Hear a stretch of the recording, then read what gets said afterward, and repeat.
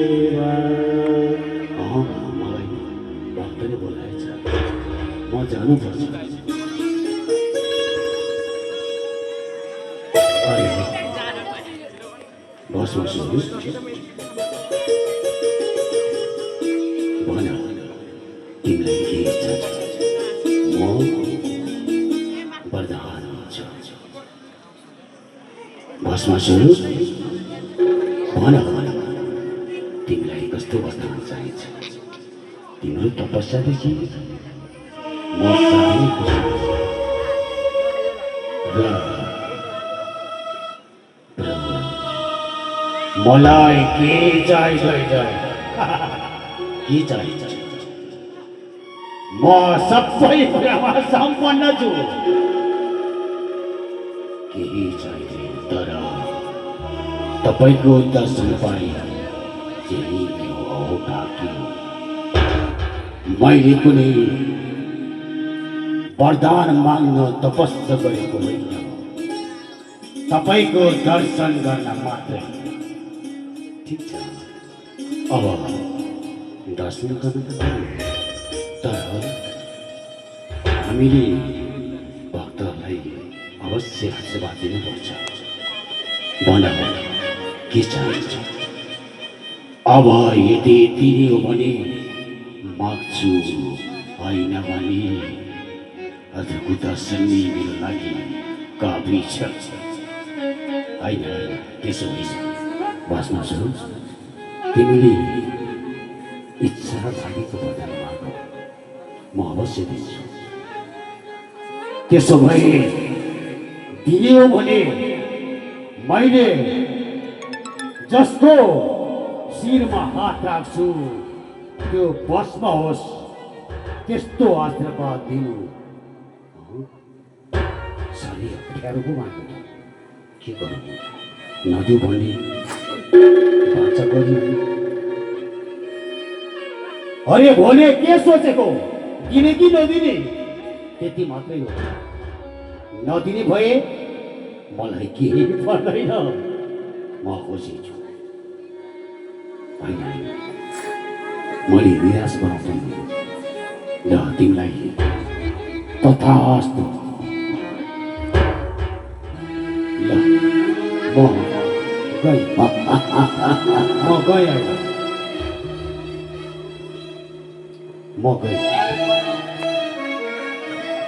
भोले पर्खिनु तपाईँले मलाई आशीर्वाद दिनुभयो तर सत्य हो कि असत्य हो के थाहा पहिला तपाईँको शिरमा हात राखी हेर्छु अनि थाहा हुन्छ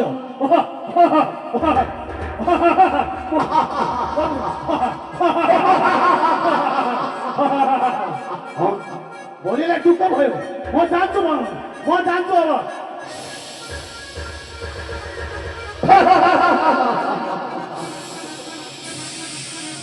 मलाई मलाई मलाई मलाई अहिले आपत भयो जानु पर्यो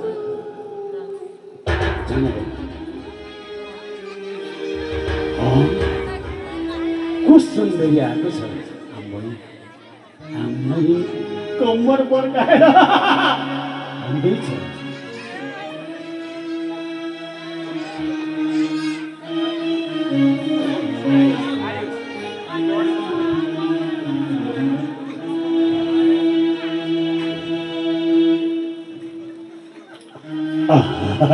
कति राम्री भस्मासुर, यता हेर त म पार्वती भन्दा कम छु र किन शिवजीको पछि लागेको?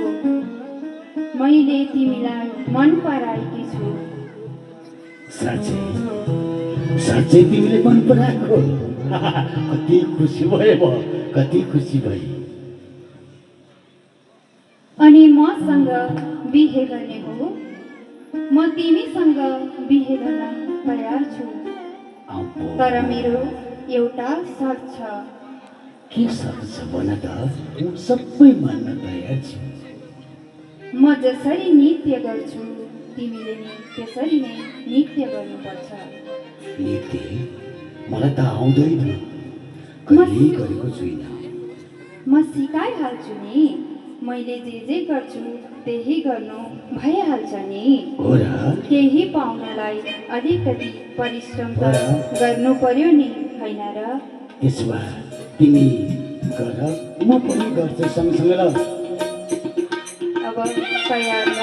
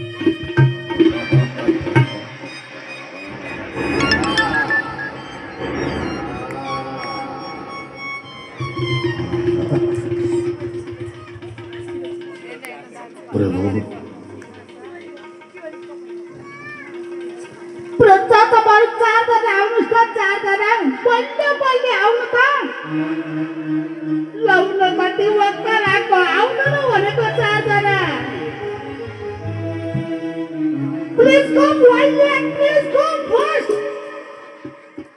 Violet, please. Kita ambil nama aku Angelica. Tunggu lara bacanya, tak buka lo. Ya tak lagi, ya tak.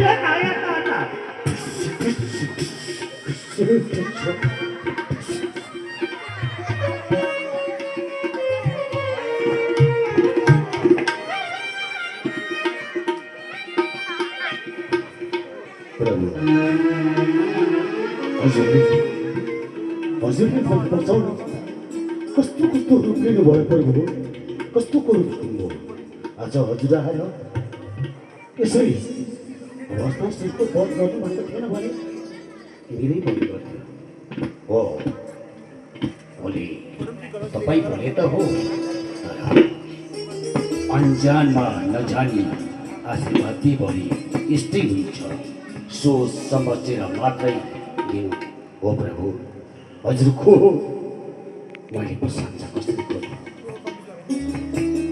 अब आइन्दा भोलि आशीर्वाद दिँदा सोचेर सम्झेर मात्रै दिनु पर्न पश्चाताप र दुःख हुने गर्छ ल म विष्णुलोकमा गएँ मेरो विमान आयो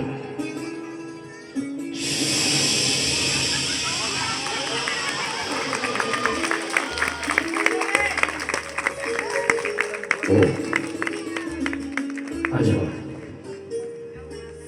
भगवान् विष्णु भएको थिएन भने म बसमा हुनुपर्थ्यो र उहाँले एउटा मोहनी रूप भएर आएर आज मलाई बचाउनु भयो अब आइन्दा मैले नसोची नबुझी म कहिले पनि आशीर्वाद दिने थिइनँ अब म पनि कैलाशमा जानु पर्यो मेरो पनि विमान आयो